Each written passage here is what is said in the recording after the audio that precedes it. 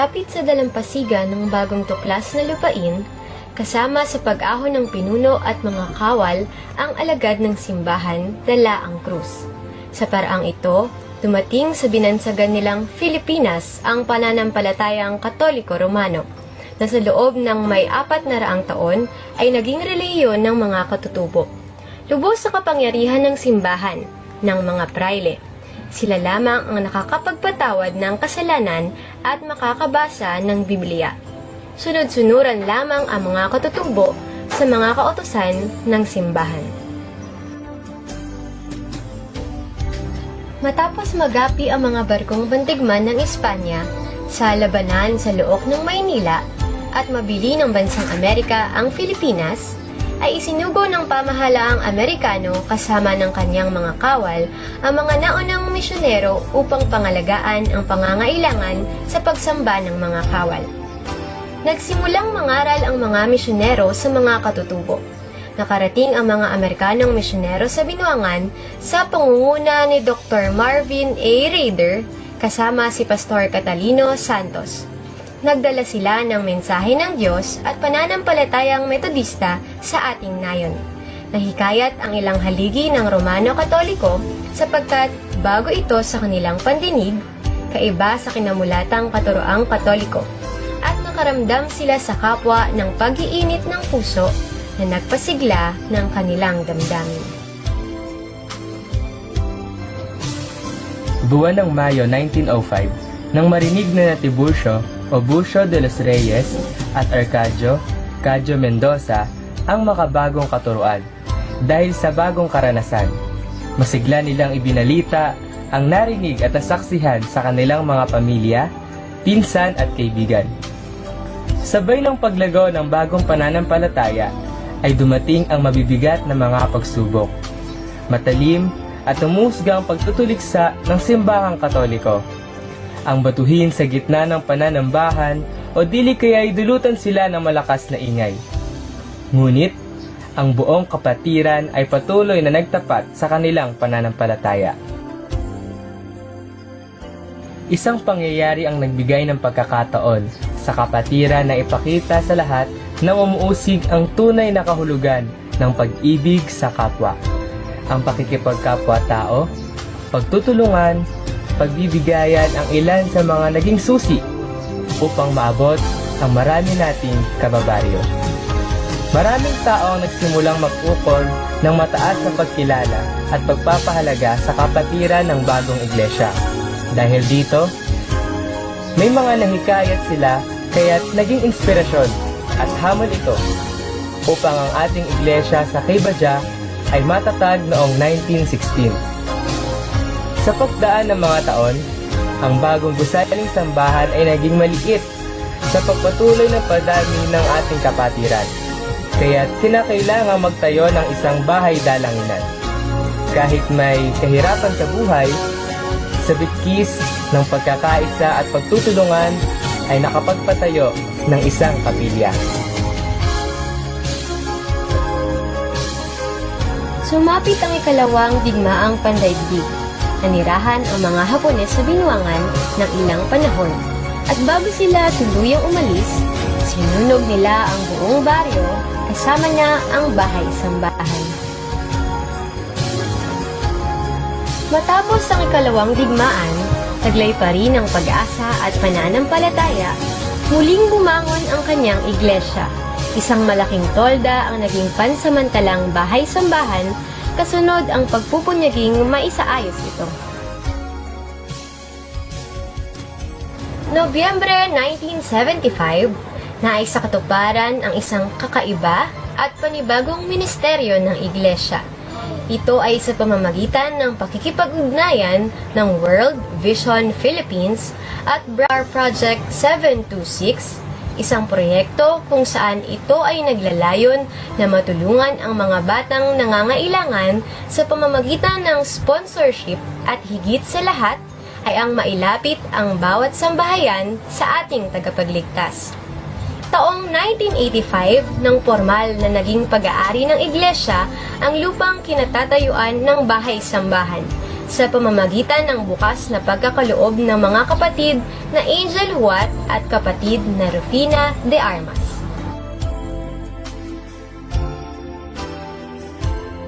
'99.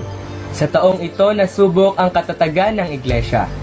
Ito ang panahon kung saan nilubog ng tubig baha ang ating bahay-sambahan. Nilamon ng tubig ang 4 na sulok nito, ngunit patuloy pa rin ang pananambahan kahit babad sa tubig ang ating mga paa, basa ang mga damit, at ginawin sa lamig ang buong katawan. Subalit dahil sa init ng pananampalataya at sa biyaya ng Diyos, ang bawat isa ay hindi natinag. Tinalo ng init na ito ang lamig na nararamdaman. Ito ang pagpapatunay na anuman ang ating danasin, kung patuloy tayong magtitiwala sa Diyos, ang lahat ay ating magagawa. Bagamat mahirap at masalimuot, tumahak ang iglesia sa isang napakalaking hamon. Ito ay ang pagpapatayo ng isang makabagong bahay-sambahan na ginugugulan ng mahigit 5 milyong piso at naising maipatapos at magamit bago dumating ang pagdiriwang ng 100 taong pagkakatatag. Isang bagong milenyo ang sumapit sa kasaysayan ng daigdig. Ito rin ang panahon ng mga panibagong uri ng misteryo ng ating iglesia, habang patuloy na naghahanda para sa 100 taong kaarawan nito. Isang panibagong misyon ang napasimulan na pinangunahan ng mga kabataang may sapat na gulang, ng mga kabataan hanggang sa mga bata. Ito ay ang pagpapahayag ng mensahe ng Diyos sa pamamagitan ng Black Theater sa tulong ni na kapatid na Rona Alfonso at Lenny Mercedes.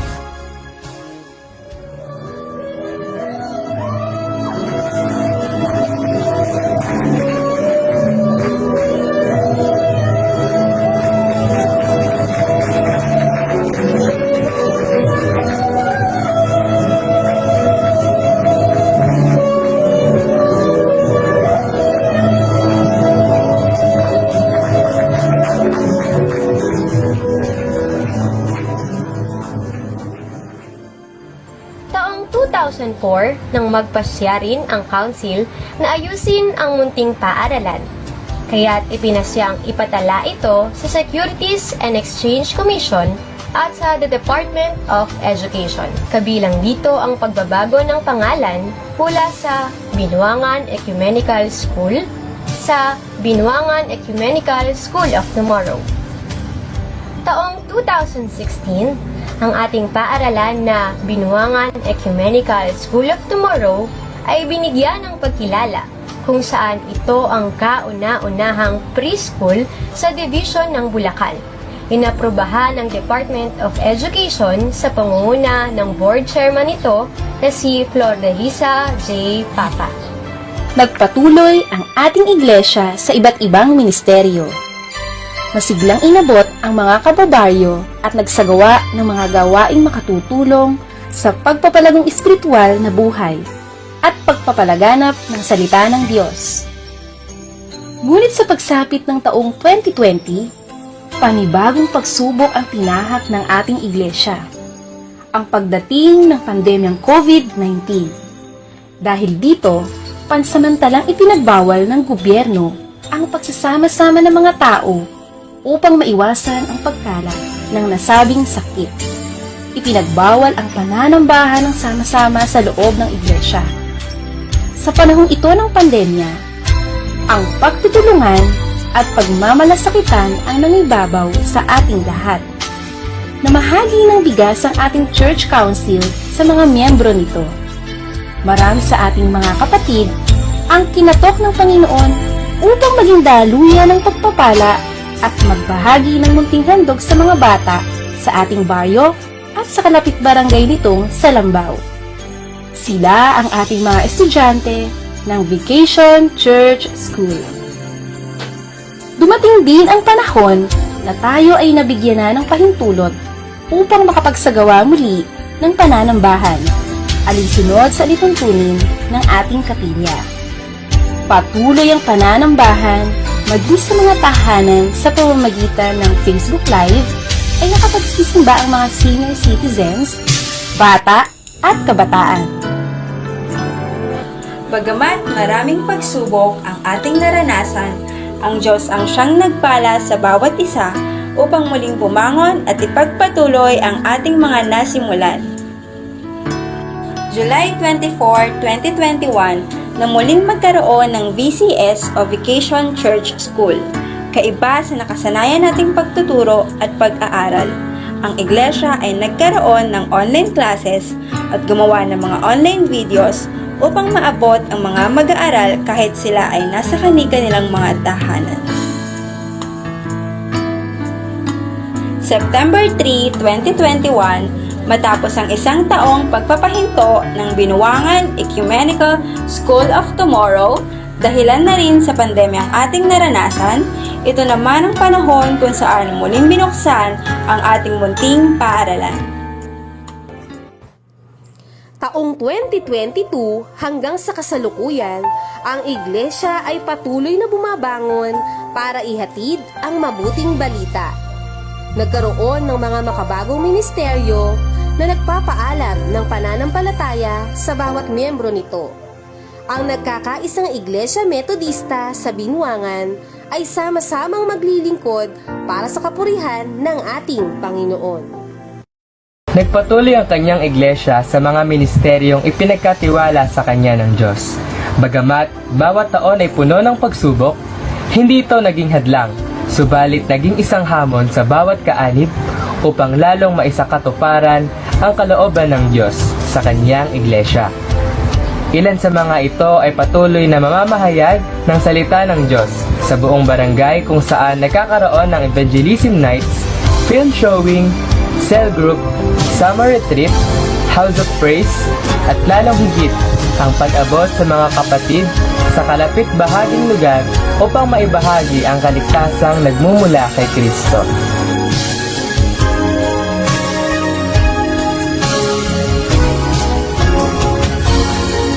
Nagkaroon at magkakaroon pa ng pagpapalitan ng mga manggagawa, mga namumuno at panibagong kasapi ng iglesia. Ngunit, dapat nating tandaan na ang nagkakaisang Iglesia Metodista ng Binuangan ay mananatili sa kanyang misyon na ginampanan sa loob ng maraming taon at patuloy na gagampanan sa darating pang mga panahon.